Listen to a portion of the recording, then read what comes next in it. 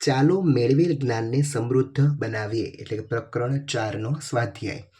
પહેલો પ્રશ્ન, ખાલી જગ્યા પૂરો. બે ચુંબકના અસમાન ધ્રુવો એકબીજાને આકર્ષે છે, જ્યારે સમાન ધ્રુવો એકબીજાને અપાકર્ષે છે. તે સામગ્રી જે ચુંબક તરફ આકર્ષાય છે તેને ચુંબકી સામગ્રી કહેવાય છે. હોકાયંત્રની સોય ઉત્તર અને દક્ષિણ દિશામાં જ સ્થિર થાય છે. ચુંબકમાં હંમેશા બે ધ્રુવો હોય છે. ચાલો એના પછી ખરા ખોટા આપેલા છે. પહેલું, કોઈ ચુંબકને ટુકડાઓમાં તોડીને એકમાત્ર ધ્રુવ મેળવવો શક્ય છે. ખોટું. ચુંબકના સમાન ધ્રુવો એકબીજાને અપાકર્ષે છે. સાચું. જ્યારે કોઈ ગજિયા ચુંબકને લોખંડના ભૂકા સાથે લાવવામાં આવે છે ત્યારે મોટાભાગનો લોખંડનો ભૂકો તેના મધ્ય ભાગમાં ચોંટી જાય છે. ના, મધ્ય ભાગમાં ચોંટે નહીં. મુક્તપણે લટકાવવામાં આવેલો ગજિયો ચુંબક હંમેશા ઉત્તર દક્ષિણી દિશામાં જ સ્થિર થાય છે. તો કે સાચું. પ્રશ્ન નંબર 3. કોલમ 1માં ચુંબકના ધ્રુવને બીજા ધ્રુવની નજીક મૂકવામાં આવે છે તેવી જુદી જુદી સ્થિતિઓ દર્શાવવામાં આવી છે. કોલમ બીની વિવિધ પરિસ્થિતિઓ માટે તેમની વચ્ચેની સરખામણી આંતરક્રિયા સૂચવે છે. ખાલી જગ્યા પૂરો. ચાલો, કોલમ 1 એટલે કે નોર્થ અને નોર્થ એટલે કે સમાન ધ્રુવ વચ્ચે અપાકર્ષણ. હવે નોર્થ અને સાઉથ, બીજું છે નોર્થ અને સાઉથ વચ્ચે આકર્ષણ થાય. પછી સાઉથ અને નોર્થ વચ્ચે પણ આકર્ષણ થાય. અને સાઉથ અને સાઉથ એટલે કે બે સમાન ધ્રુવ વચ્ચે અપાકર્ષણ થશે. ચોથો પ્રશ્ન, અથર્વે એક પ્રયોગ કર્યો. તેમાં તેણે ગજ્યો ચુંબકને લઈને યુ પિનના ઢગલા પર ફેરવ્યું. તમારા મતે કોષ્ટકમાં આપેલા વિકલ્પમાં કયું સાચું હોઈ શકે? તો કે પહેલું છે એ સાચું છે. શું કામ? કારણ કે જો અહીં એ અને સી બે ધ્રુવો વચ્ચે સૌથી વધુ યુપિન ચોંટશે કારણ કે તે એના છેડા છે, જ્યારે બી તેનો વચ્ચેનો ભાગ છે જ્યાં નબળું હશે એટલા માટે અહીંયા ચોંટશે નહીં. તો અહીં જો એ અને સીમાં 10-10 છે, અહીં 10 છે, અહીંયા 2 છે, આ તો આવે જ નહીં. અહીં 2 અને 10 આ પણ ન આવે. આ આવી શકે, પરંતુ અહીંયા સ્થાન બી પર પણ 10 છે પિન, તો સ્થાન બી ઉપર તો છે એ ચુંબકીય બળ નબળું હોય એટલા માટે અહીંયા 2 આવશે, એટલે કે એ છે એ સાચું છે. ચાલો, પાંચમો પ્રશ્ન. રેશમાએ બજારમાંથી 3 એક સરખા દેખાતા ધાતુના સળિયા ખરીદ્યા. આ સળિયામાંથી 2 ચુંબક હતા અને માત્ર એક જ લોખંડનો ટુકડો હતો. તે કેવી રીતે ઓળખશે કે આ 3માંથી ક્યાં 2 ચુંબક હશે? ચાલો જોઈએ આનો જવાબ. ચાલો, એમાંને પહેલી રીત, કોઈ પણ 2 સળિયા લો, તેમને એકબીજાની નજીક લાવો.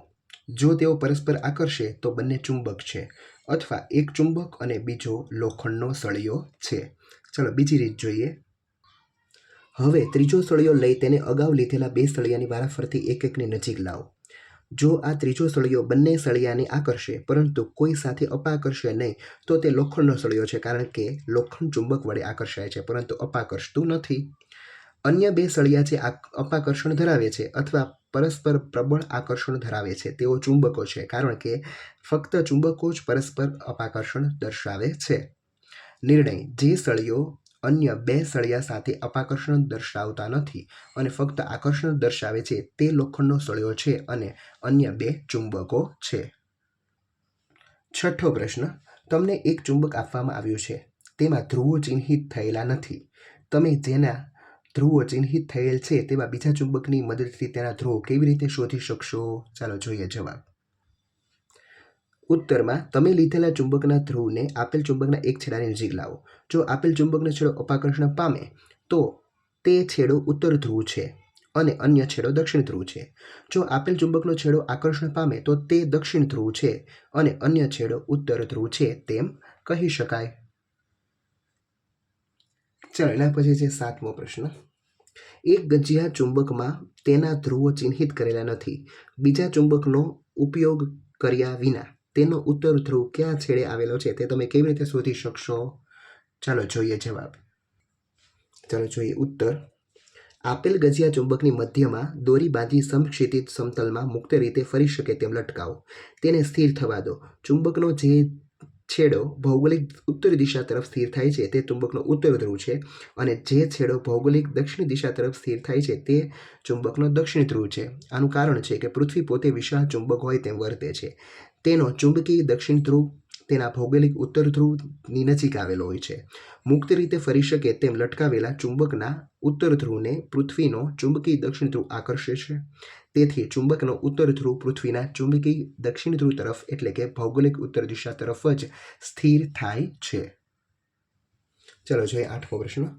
જો પૃથ્વી પોતે જ એક ચુંબક છે તો શું તમે હોકાયંત્રમાં દિશા જોઈને પૃથ્વીના ચુંબકીય ધ્રુવોનું અનુમાન કરી શકો છો?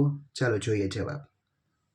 ચાલો ઉત્તર હા, આપણે હોકાયંત્રમાં દિશા જોઈને પૃથ્વીના ચુંબકીય ધ્રુવોનું અનુમાન કરી શકીએ છીએ. હોકાયંત્રની સોય પૃથ્વીની ચુંબકીય ક્ષેત્ર સાથે પોતાને ગોઠવે છે અને તેનો ઉત્તર દર્શાવતો છેડો ભૌગોલિક ઉત્તર દિશા તરફ નિર્દેશ કરે છે. કારણ કે અસમાન ચુંબકીય ધ્રુવ આકર્ષે છે, આ દર્શાવે છે કે પૃથ્વીનો ભૌગોલિક ઉત્તર ધ્રુવ વાસ્તવમાં તેનો ચુંબકીય દક્ષિણ ધ્રુવ છે અને ભૌગોલિક દક્ષિણ ધ્રુવ એ તેનો ચુંબકીય ઉત્તર ધ્રુવ છે. આમ પૃથ્વી એક વિશાળ ચુંબકની જેમ વર્તે છે.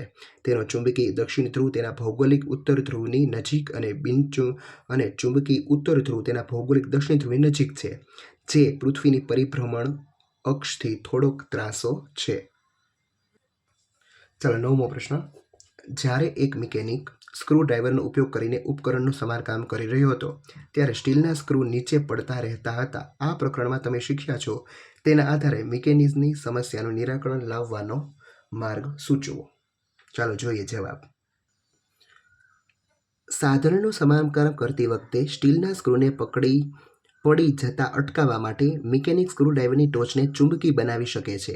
ચુંબકી સ્ક્રૂડ્રાઈવર સ્ટીલના સ્ક્રૂને આકર્ષશે અને તેમને તે સ્થળે પકડી રાખશે, જેથી મિકેનિક તે સ્ક્રૂને પડી જતો અટકાવી તેને જરૂરી સ્થાને પકડી રાખવામાં અને બેસાડવામાં સરળ રહેશે. આ પદ્ધતિ સારી રીતે કાર્ય કરે છે કારણ કે સ્ટીલ ચુંબકી સામગ્રી છે અને ચુંબકી સ્ક્રૂ-ડ્રાઈવર સ્ક્રૂ જેવી નાની સ્ટીલની વસ્તુઓને પકડી રાખવા જેટલું મજબૂત ચુંબકી બળ લગાડે છે. ચાલો એના પછી 10મો પ્રશ્ન.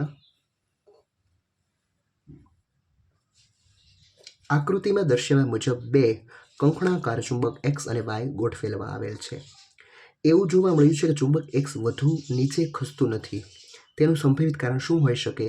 કોઈપણ ચુંબકને ધક્કો માર્યા વિના ચુંબક Xને ચુંબક Yના સંપર્કમાં લાવવાનો માર્ગ સૂચવો. ચાલો જોઈએ જવાબ.